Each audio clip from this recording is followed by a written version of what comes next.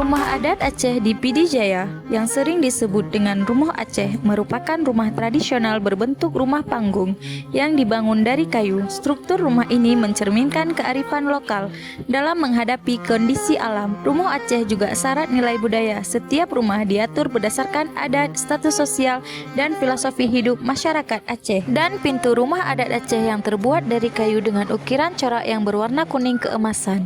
Di dalam rumah adat Aceh terdapat beberapa lukisan-lukisan kuno dan sebuah gambar masjid beracan tengku di pucuk geruang. Sange merupakan penutup hidangan tradisional yang dibuat dengan menggunakan daun nipah. Dan tikar tradisional Aceh yang dikenal dengan sebutan tikar seke atau mayung tika seke merupakan salah satu warisan budaya yang akan nilai estetika dan fungsional. Tikar ini dibuat dengan teknik ayaman daun pandan berduri atau seke. Dan di Aceh, tradisi penggunaan alat dari tanah liat sudah ada sejak zaman kerajaan-kerajaan awal. Beberapa komunitas di Aceh, terutama di pedalaman dan pesisir, membuat alat tanah liat secara tradisional dengan teknik pembentukan dengan tangan langsung tanpa roda putar.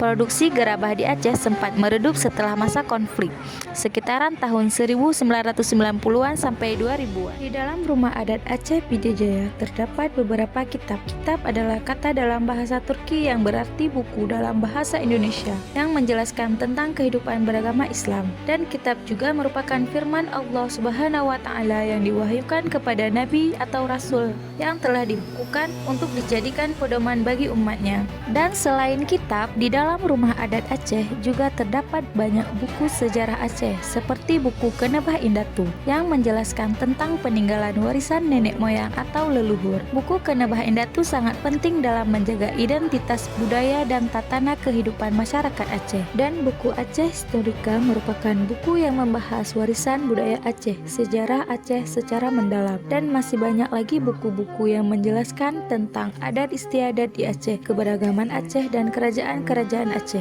Dan selain banyak buku, di rumah adat Aceh juga terdapat banyak alat yang terbuat dari bambu seperti areh, taktok, parang, busur, panah, dan awek bruk. Dan di dalam lemari kaca terdapat banyak hiasan peninggalan zaman dulu. Ada juga setrika zaman dulu yang terbuat dari besi, dan ada juga radio yang usang.